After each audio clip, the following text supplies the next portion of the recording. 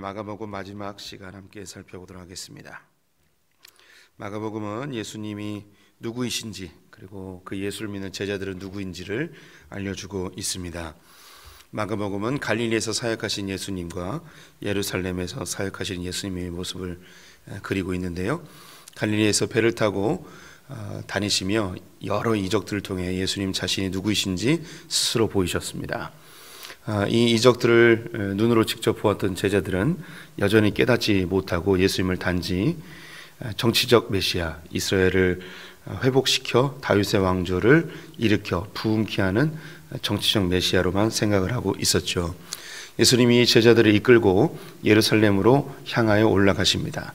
올라가는 과정 속에 3번에 반복하여 죽음을 예고하셨죠. 이것은 하나님의 나라는 즉 십자가를 통과하는 사람들만이 경험할 수 있음을 보여주는 것이었습니다. 예루살렘에 올라가신 예수님은 5번에 걸쳐서 종교 지도자들과 논쟁을 하며 예수님이 누구이신지 다시 한번 보이십니다. 그리고 이것이 수용되어진 사람들은 하나님 나라를 경험하게 되지만 수용하지 못하고 거부하는 사람들은 종교화되어지거나 혹은 부인하고 예수를 죽이는 무리가 되어집니다. 우리가 예수를 처음 믿고 또 알게 되었을 때 우리도 똑같은 패턴을 갖게 됩니다. 소원 성취와 문제 해결의 방편으로 예수를 이용하게 되어지죠. 하지만 예수님은 그런 우리의 삶의 문제들을 해결해 주시고 소원을 성취해 주시긴 하지만 결국 우리를 이끌어서 십자가까지 가게 하십니다. 그래서 우리의 삶에 주어진 이 십자가를 하나님의 관점으로 잘 해석하여 수용을 하면 우리가 천국을 누리게 되어집니다. 휘장을 지나 하나님의 보좌 앞에 나아가 하나님 나라를 맛보게 되어지죠.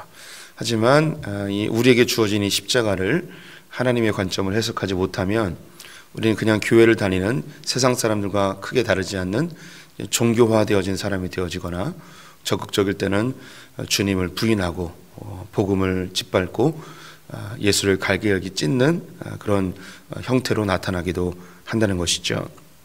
예수님의 마지막 죽음의 장면에서 대제사장의 재판정에서 네가 그리스도냐 하며 다시 한번 예수님이 그리스도이심을 보여주고 빌라도의 법정에서는 네가 유대인의 왕이냐라고 칭함을 받으며 유대인의 왕임을 보여줍니다.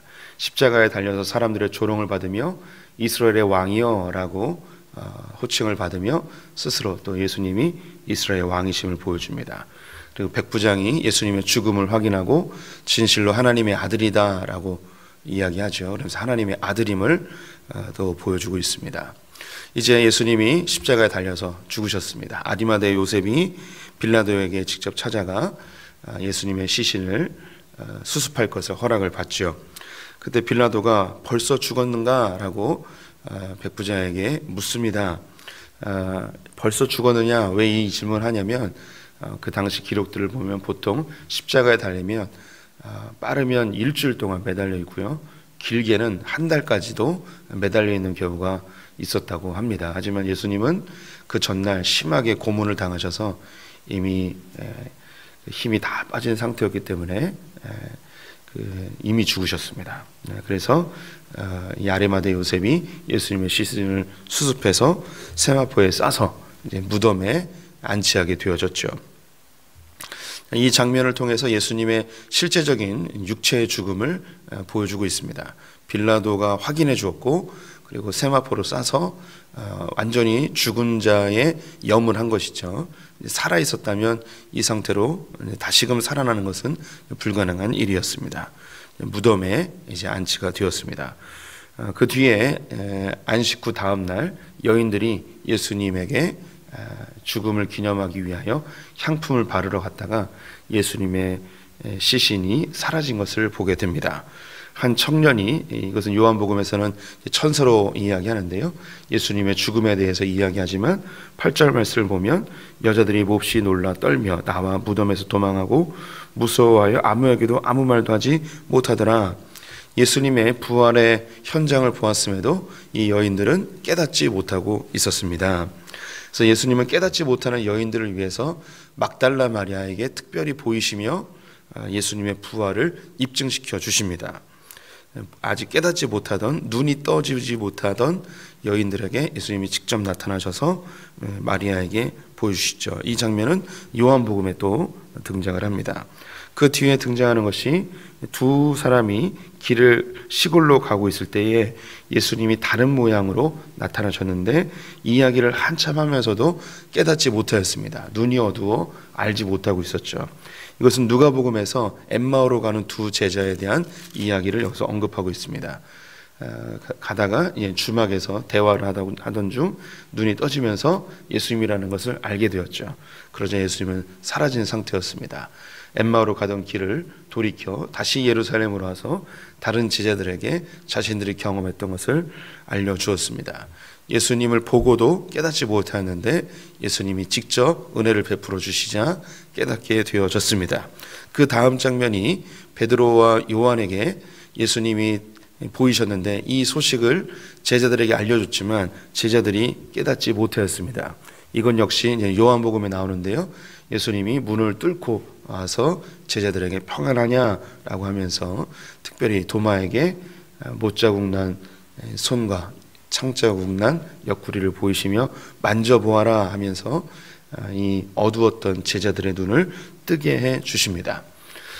이 모습은 예수님이 제자들을 이끌고 아직도 깨닫지 못했던 제자들을 이끌고 예루살렘으로 올라가실 때에 그 첫 장면이 벳세다에서 소경을 눈을 뜨게 하였던 장면과 예루살렘 올라가기 바로 직전에 여리고에서 이 눈을 바디메오의 눈을 뜨게 하시는 장면을 통해 보이십니다.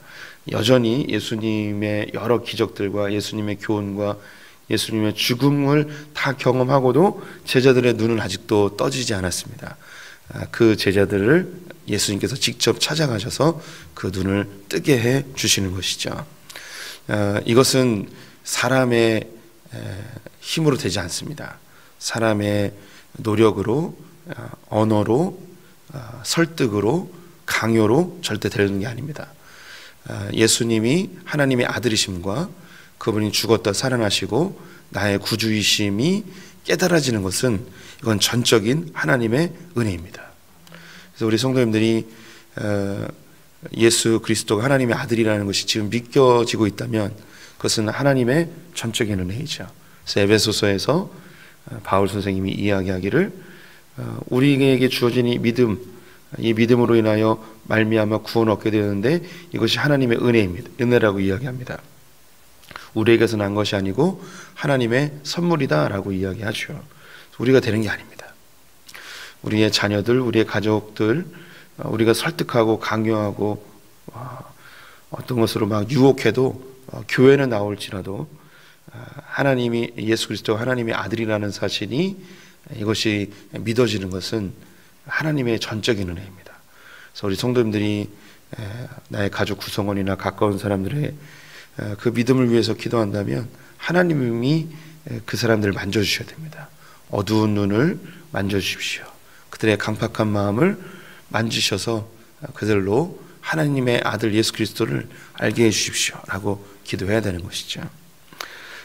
이렇게 이제 예수님이 제자들을 만나고 제자들에게 마지막 지상명령을 하신 다음에 이제 승천하시는 장면이 나오는데요. 16절 말씀 제가 읽어보겠습니다. 믿고 세례를 받는 사람은 구원을 얻을 것이요 믿지 않는 사람은 정죄를 받으리라. 제가 예수 그리스도의 십자가가 수용되어지는 사람들은 하나님 나라 천국을 맛보게 되어지고 이 예수 그리스도의 십자가를 수용하지 못하는 사람들은 하나님의 나라에 동참하지 못함을 이야기했습니다. 이 이야기를 예수님이 그대로 하고 계시는 거예요. 세례를 받는 사람은 구원을 얻게 되고 믿지 않는 사람은 정죄를 받으리라. 여기 그 뒤에 이제 믿지 않는 사람은 정죄를 받으리라라고 이야기했으니 앞에 구절도 똑같은 대꾸로 한다면 믿는 사람은 구원을 얻을 것이요 믿지 않는 사람은 정죄를 받으리라 이렇게 대꾸가 돼야 되거든요. 그런데 믿지 않는 것의 대꾸가 뭐냐면 세례예요. 그래서 여기서 이 세례는 엄청나게 큰 의미를 담고 있는 것이죠. 세례의 조건은 예수를 주라 고백하는 게 세례의 조건입니다. 그래서 세례를 받은 사람들 중에 예수를 주로 고백하는 것이 거짓되게 하는 사람들도 뭐 있을 수 있습니다. 혹은 예수를 믿었다가 혹은 세례를 받은 이후에 바뀔 수도 있지만, 세례를 받는 것 그 자체의 중요한 의미는 예수를 주로 고백하는 거예요. 그리고 예수님이 십자가에 달려 나의 죄를 대신하여 죽으셨음을 고백하는 겁니다.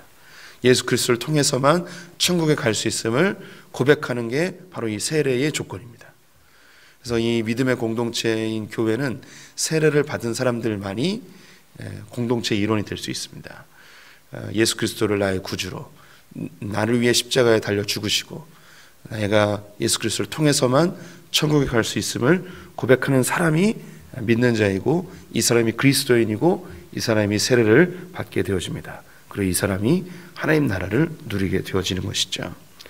하나님 나라가 우리 가운데 임하게 되어지면, 내 삶의 침노에 들어오면 예수님이 갈릴리에서 하셨던 일과 똑같은 일이 벌어집니다. 예수님이 갈릴리에서 하셨던 일은 하나님 나라를 끌고 들어와 세상 권세에 잡고 있었던 귀신을 쫓아내고 질병이 떠나가는 에덴 동산의 그 아담의 원형으로 회복되어지는 일이 벌어집니다. 17절 말씀에 믿는 자에게는 이런 표적이 따르리니 곧 그들이 내 이름으로 귀신을 쫓아내며 새 방언을 말하며 뱀을 집어올리며 무슨 독을 마실지라도 해를 받지 아니하며 병든 사람에게 손을 얹은즉 나으리라. 하나님 나라가 임하게 되어지면 세상 권세 잡고 있었던 귀신이 쫓겨나게 되고, 새로운 방언, 새로운 나라의 언어를 사용합니다. 하나님 나라 백성 되어짐의 표시이죠. 또 뱀이나 독을 마셔도 해를 받지 않는 외부의 공격으로부터 자기의 강함이 드러납니다. 자기 스스로를 지킬 수 있는 강력함이 나타나게 되죠. 또한 병든 자에게 손을 얹으면 낫게 되어지는 이것이 용맹함입니다. 외부의 것을 바꿔놓는 일이죠. 이건 다니엘서 11장에 나와 있는 거예요. 하나님을 아는 자는 강하고 용맹하다라고 되어 있습니다. 강하다는 것은 외부의 공격으로부터 자기를 지키는 것이고, 용맹함은 공격적으로 외부의 것을 바꿔놓는 거예요. 그래서 하나님 나라를 경험하는 사람, 예수 그리스도가 나의 구주가 되어진 사람, 하나님 나라가 임재되어진 사람들은 귀신을, 세상 권세를 쫓아내고 새로운 하나님 나라 백성으로 하나님 나라 말을 하게 되고, 외부의 공격으로부터 자기를 보호하고, 더 나아가서 내가 귀신 들린 자를 쫓아내는, 즉 이 세상을 바꿔놓는 사람이 되어진다는 것입니다. 이것이 십자가를 통과한 예수 그리스도의 그 십자가에 함께 동참한 바로 우리 성도님들 통해서 일어나고 있습니다. 내가 무슨 귀신을 쫓아냈는가, 내가 무슨 병든 자를 낫게 했는가, 뭐 이런 생각을 하실 수도 있습니다. 하지만 이미 우리 성도님들 안에서 그 일은 일어나고 있습니다. 우리 성도님들 삶에 장악하고 있었던 귀신의 세력들이 떠나갔습니다. 이미 많은 부분에서 사라졌습니다. 우리의 부정적인 생각들, 그리고 악한 생각들, 또 이 땅에 있는 미신적인 흐름들, 그리고 우리가 잘못 이 세상에서 갖고 있었던 가치관들, 이런 게 하나씩 하나씩 다 떠나가죠. 이제 4층에 살아도 아무 느낌이 없습니다. 빨간색으로 이름을 써도 전혀 부담스럽지 않습니다. 꿈을 꿔도 로또 복권을 사지 않습니다. 이제 그런 거죠. 꿈에 담임 목사가 나타나도 이건 그냥 개꿈이다라고 그냥 넘겨버리시는 이런 일이 벌어지는 거죠. 세상의 잘못된 가치관으로 우리는 이제 더 이상 헤매이지 않습니다. 손 얻는 날, 이사 가는 거, 이런 게 아무 소용 없습니다. 사람들이 이런 날 무슨 결혼을 하냐고, 이런 아무 관계가 없습니다. 이런 이 귀신 노름에 우리는 더 이상 얽매이지 않습니다. 아침에 이 접시를 깨도 그날의 운세와 아무 관계가 없는 겁니다. 이런 귀신놀이, 우리는 다 자유로워졌습니다. 이제 우리는 새 방언을 합니다. 하나님 나라 언어를 쓰는 거죠. 세상 사람들이 이해하지 못하는 주님이 하십니다. 주님이 우리를 용서하셨습니다. 주님께서 모든 걸 합력하여 선으로 바꾸십니다. 사람들은 그 온갖 부정적인 언어들로 우리를 공격하지만 우리는 새 언어를 이야기합니다. 우리는 예언을 하는 자들입니다. 주의 성령으로 거듭난 언어가 바뀌어진 자들이죠. 우리는 세상 사람들이 무엇으로 욕해도, 어떤 독을 마셔도 우리는 더 이상 해를 받지 않습니다. 너는 저주받았어. 넌 쓸모없어. 너는 괜히 태어나서 우리 집안에 너는 악이야 하는 이런 언어를 들어도 우리는 이것이 잠시 우리를 흔들 수 있을지 모르지만 하나님 안에서 이러한 독들이 전혀 우리를 해하지 않습니다. 넌 실패자야, 넌 패배자야, 넌 쓸모없어, 이런 부정적인 언어들, 나를 공격하는 이런 언어들이 더 이상 나에게 작동하지 아니함을, 이거보다 더 강력하신 하나님이 우리를 감싸고 있기 때문에 우리는 신묘막측하게 너는 나의 지명하여 불렀으니 넌 내 것이야, 너는 세상 천지보다 더 소중한 존재야, 넌 내 독생자 예수 그리스도를 주고 산 하나님의 귀한 자녀야 라는 이 하나님의 선포가 우리를 더욱더 감싸고 있음을 우리가 믿고 있습니다. 또한 이제 우리는 연약한 자들, 병든 자들에게 하나님의 나라를 선포하여 그들을 살리는 존재입니다. 부족하고 연약하고 힘없는 자들에게 주의 사랑으로 그들을 일으켜 세웁니다. 그들을 향한 우리의 하나님의 예언의 말씀이 담겨있는 선포가 그들을 살려냅니다. 적극적일 때는 우리가 물질을 도울 수도 있습니다. 이제 우리는 더 이상 나를 위해서 사는 존재들이 아니고 하나님 나라의 통로로 사는 자들이 되어지는 것이죠. 그 영혼을 살리는 전도의 일꾼들이 되어졌습니다. 우리 이제 완전히 새로운 존재들이죠. 이게 바로 주님의 제자입니다. 예수 그리스도께서 그 일을 위해서 오셨고 예수 그리스도를 믿는 우리들이 바로 그 일을 행하는 자들이죠. 이 예수를 믿는다는 것, 내 삶 전체가 바뀌는 것이고 이 땅이 바뀌고 우리 가정이 바뀌고 공동체와 민족이 바뀌고 우리의 모든 것들이 새로워지는 엄청난 일이죠. 그래서 이 예수가 너무 좋습니다. 이 복음이 너무너무 아름답습니다. 이 복음을 위해서 사는 분들, 예수를 위해 사는 분들 다 되시기를 주님의 이름으로 축원드립니다. 기도하겠습니다.